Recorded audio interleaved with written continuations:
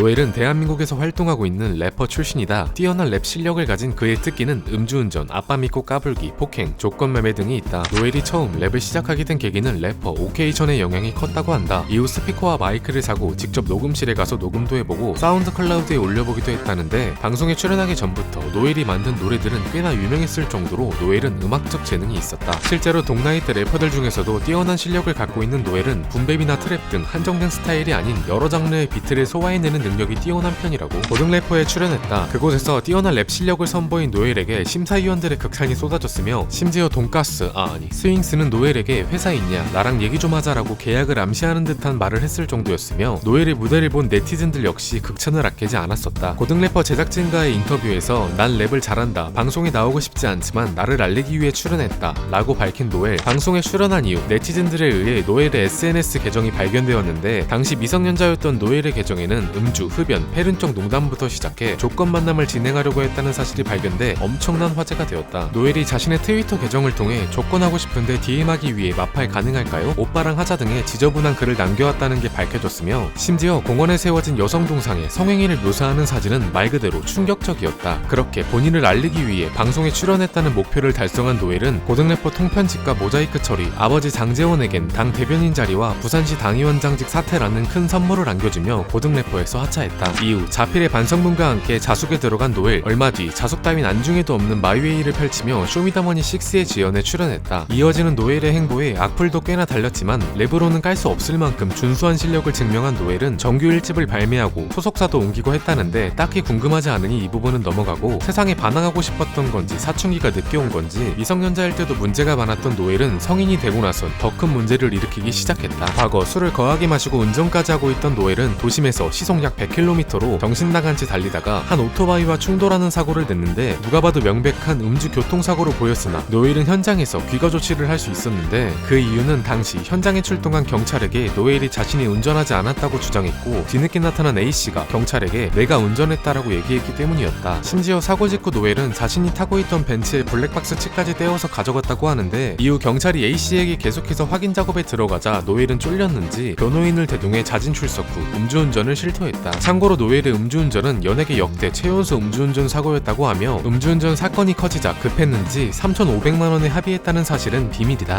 이후 노엘은 앞으로 이런 일이 발생하지 않도록 평생 죄책감을 갖고 반성하며 살겠다. 노엘의 아버지는 용준이가 자신의 잘못을 뉘우치고 새롭게 태어나는 계기가 되길 바란다 라고 SNS에 글을 남겼는데, 노엘은 아버지의 바람대로 정말 새롭게 태어나 버렸다. 지난 2월 부산에서 노엘과 행인 A씨 간의 폭행 사건이 일어났는데, 사건 초기 둘 다 서로 피해자라고 주장하며 화제가 되었다. 얼마 뒤 A씨는 노엘과 시비가 붙은 영상을 공개했는데, 일방적으로 폭행당했다던 주장과는 달리 오히려 노엘과 일행을 조롱하는 듯한 발언이 담겨 있었고, 여론 역시 노엘 쪽으로 기울고 있었다. 하지만 이 사건에도 반전이 있었는데, 인근 CCTV 영상을 종합해서 상황을 분석한 경찰 조사 결과 노엘이 술에 취한 상태에서 A씨의 차량 사이드를 손상시켰고, 이에 화가 난 피해자 A씨와 말다툼을 한 것이었다. 물론 피해자의 조롱 섞인 대처는 옳다고 볼 수 없겠지만 먼저 시비를 건 것은 노엘이었다. 래퍼 활동보단 인간 장용준으로서의 활동이 더 많았던 그는 과거부터 SNS 활동으로 인한 구설수에 휘말려왔는데, 이번에도 역시 우리를 실망시키지 않았다. 뭐에 홀린 건지 원래 그런 건지 자신의 인스타 스토리에 너 비읍시읍이냐 시읍비읍이라는 욕설을 했는데, 그 대상자는 바로 래퍼 레디였다. 참고로 둘의 나이 차이는 15살 차이로 85년생이 00년생한테 욕을 먹은 셈이다. 이후 게시글은 금방 내려갔지만 레디가 박제해버린 건 비밀이다. 지겹지만 노엘의 구설수는 여기서 끝나지 않았다. 중국에서 건너온 쓰레기 바이러스 때문에 전 국민이 고통받고 있는 시기, 국민지원금 수령 대상자는 전 국민의 약 90%에 달했다. 노엘은 멜론 댓글창을 캡처한 사진과 함께 재난지원금 받으면 좋아서 공중대비 도는 새끼들이 인터넷에선 존나 센 척하네 라는 글을 남기며 논란이 되었는데, 역시 교육 못 받은 티는 숨길 수 없었다. 더 있다. 과거 음주운전으로 면허가 정지된 노엘이 이번에는 무면허 상태로 운전을 하다가 접촉사고를 낸 것인데, 현장에 출동한 경찰이 음주 측정 및 신원 확인을 요구하자 이를 무시하고 심지어 말리는 경찰관을 밀치며 폭행하는 사건이 발생했다. 실랑이를 벌인 끝에 노엘은 현행범으로 체포되어 입건되었는데, 노엘은 이 사건에서 무면허, 음주 측정 거부, 공무집행 방해 및 상해 혐의라는 본인 커리어에 길이길이 남을 사건을 저질렀다. 사건이 발생하자 아버지 장재원 국회의원직을 박탈하라는 국민청원이 올라왔을 정도로 화제가 되었고, 아버지를 너무 사랑한 나머지 아버지의 이름을 널리 알리고 싶었던 아들의 바람은 성공적으로 이루어졌다. 결국 노엘이 노엘했다. 이상이다.